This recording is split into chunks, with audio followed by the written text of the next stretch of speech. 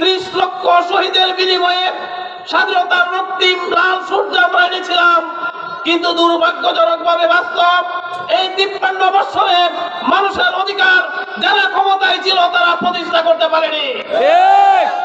যে কারণে বিগত 16 বছর জামাত ইসলামী সহ বিরোধী দলের উপর যে পৃথিবীর নির্মম নিষ্ঠুরতম নির্যাতন করা হয়েছে, জামাত ইসলামী এই বাংলাদেশ থেকে নিশ্চিহ্ন হয়ে যায়নি। জামাত ইসলামী বাংলাদেশের মাটি ও মানুষের দল। আমরা দেশকে ভালোবাসি, দেশের মানুষকে ভালোবাসি, দেশপ্রেম নিয়ে আমরা রাজনীতি করি। আমরা দেশ থেকে পালিয়ে যাইনি, কোনোদিন পালিয়ে যাব না। বন্ধুগণ, আমাদের বিরুদ্ধে হাজার হাজার মামলা দেওয়া হয়েছে, লক্ষ লক্ষ নেতা কর্মীকে জেলখানায় আবদ্ধ করে রাখা হয়েছে, আমাদের বাড়িঘর বুলডোজার দিয়ে ভেঙে দেওয়া হয়েছে, হাজার হাজার নেতা কর্মীর চাকরি চলে গিয়েছে, ব্যবসাকে ধ্বংস করা হয়েছে। তারপরে জামাত ইসলামী বাংলাদেশ থেকে মুছে যায়নি। মুছে যাওয়ার দল জামাত ইসলামী নয়। আমরা আন্দোলন করি, সংগ্রাম করি এদেশের মানুষের মুখে হাসি ফোটাবার জন্য, বাংলাদেশের মানুষ যাতে সুখে শান্তিতে নির্বিঘ্নে নিরাপত্তা নিয়ে বসবাস করতে পারে তার জন্য সংগ্রাম করা আমাদের আদর্শ। বন্ধুগণ, আমরা বিশ্বাস করি বাংলাদেশে তাহলে জামাত ইসলামের কোনো বিকল্প নেই।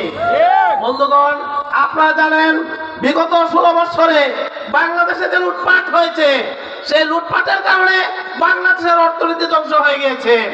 বাংলাদেশের ব্যাংক থেকে কোটি কোটি মিলিয়ন ডলার বিদেশে পাচার করে বিদেশে বাড়িগাড়ি করেছে।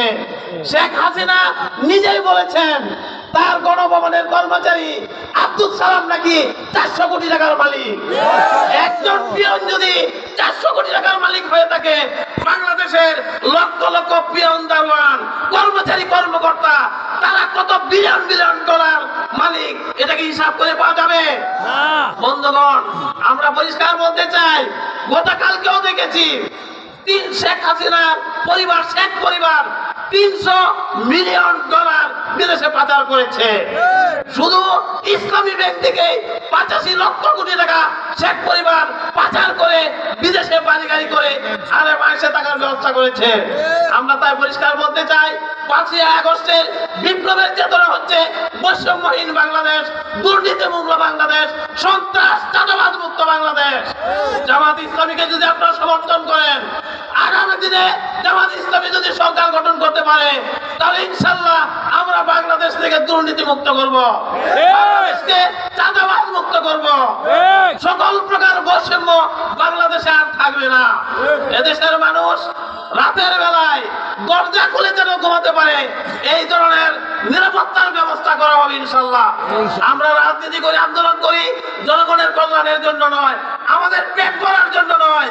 জামাত ইসলামের 2 জন মন্ত্রী ছিলেন, 3 জন এমপি ছিলেন, তাদের ইতিহাস আপনারা জানেন।